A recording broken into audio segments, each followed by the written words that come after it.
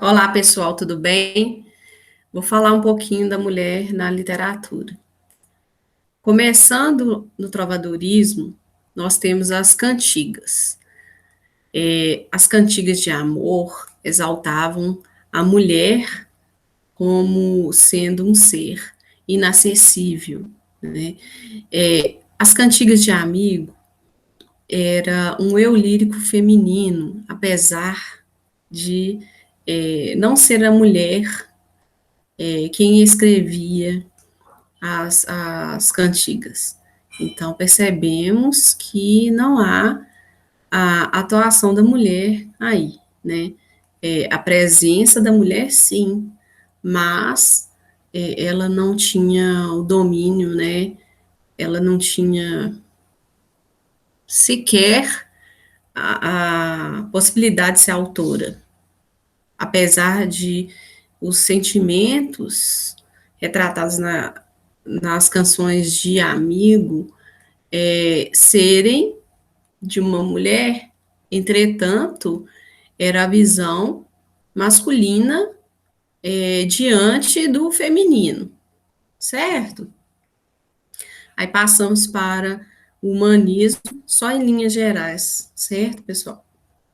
O humanismo já começa a vislumbrar a questão do ser humano como autor, né, das coisas e sendo ali desvinculado, de certa forma, ao poder divino, o ser humano começa a perceber, através da ciência, como as coisas funcionam, e isso traz um certo poder, autonomia também a ele. Da mesma forma, né, o classicismo vem seguindo essa questão iniciada pelo humanismo, né, tudo isso dentro de um contexto do renascimento, certo? Renascer das trevas, certo? Que seria a Idade Média.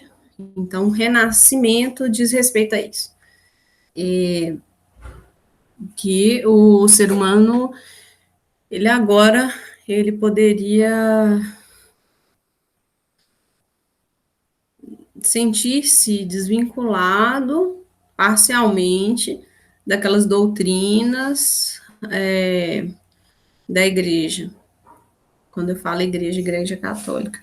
Não vou adentrar muito essas questões, porque seria uma pincelada com foco na mulher. Então, no classicismo, nós temos ah, uma pintura famosa do Botticelli.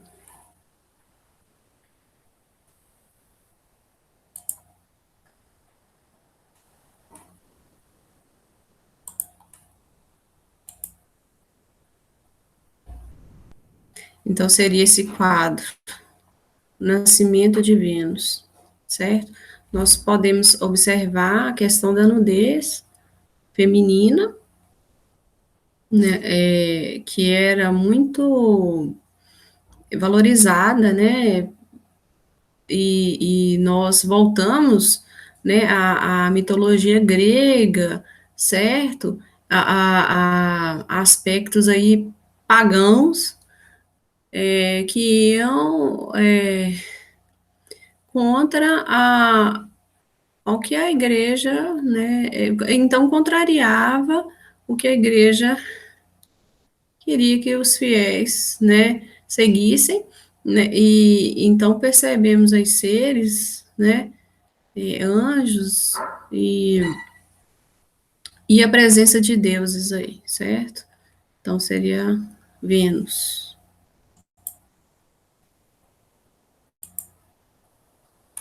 Compreenderam? Então, valorizar o ser humano, é, a beleza estética do ser humano, e assim a mulher, né, como um exemplo,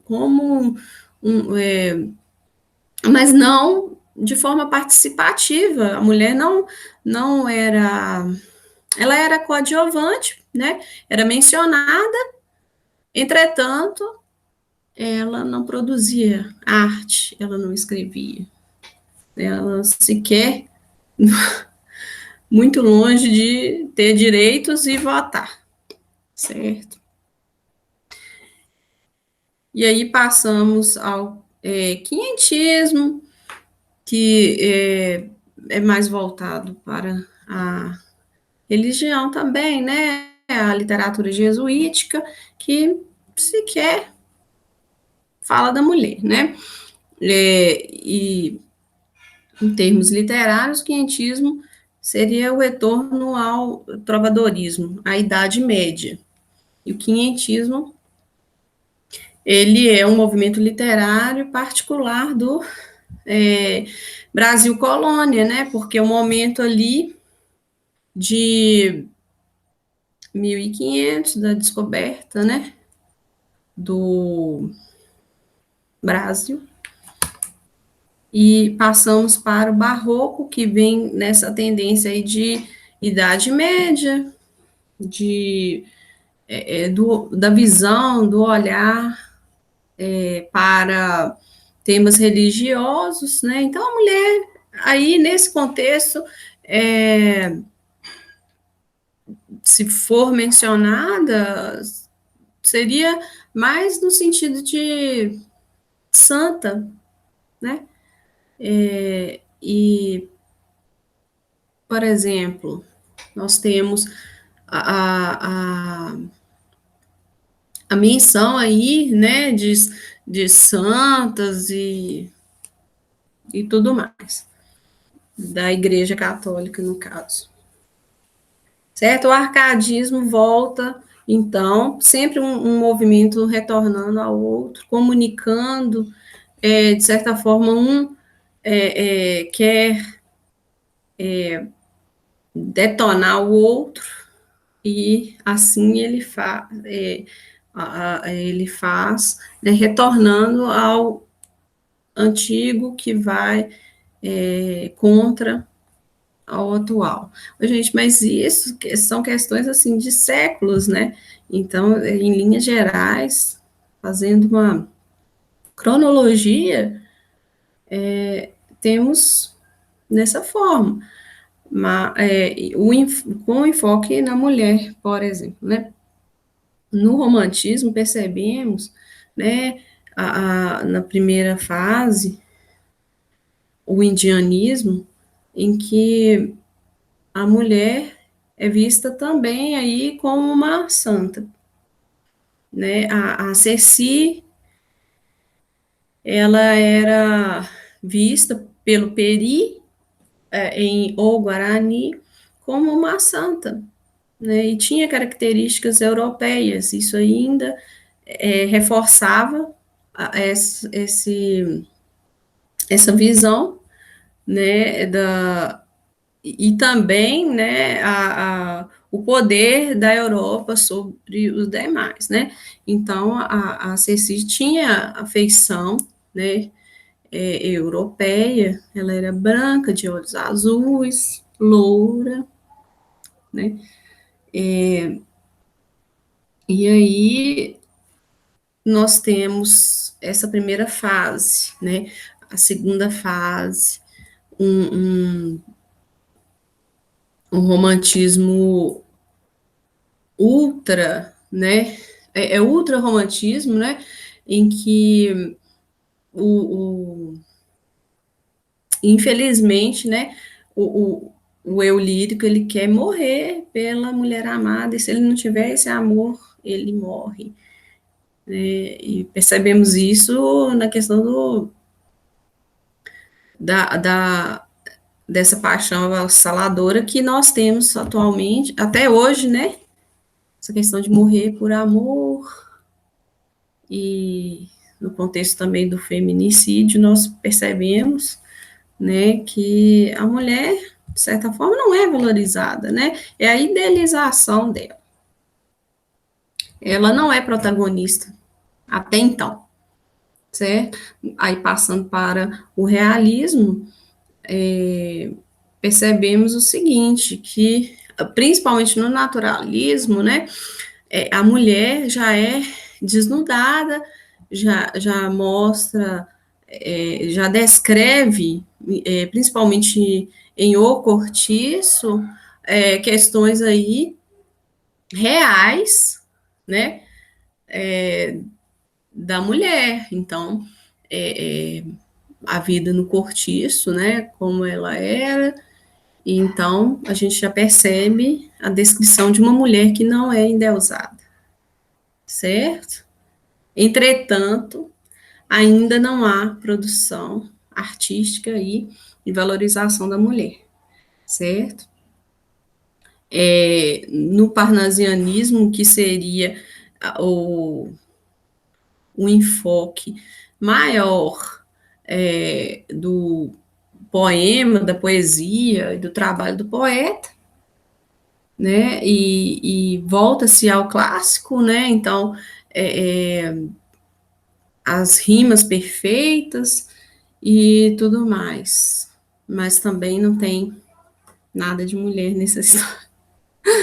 E o simbolismo já é algo mais místico, certo?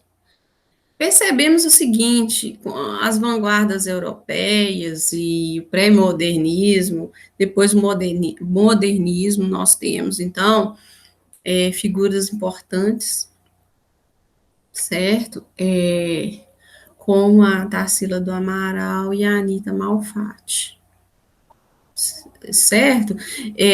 Inclusive, um detalhe interessante, né? A Anita Malfatti, artista plástica, e foi duramente criticada pelo conservador Monteiro Lobato, que nós temos aí como, né, nós admiramos e temos como um sujeito legal, um sujeito bom por escrever para crianças e tudo mais, mas criticou duramente a Anita Malfatti, ela ficou deprimida,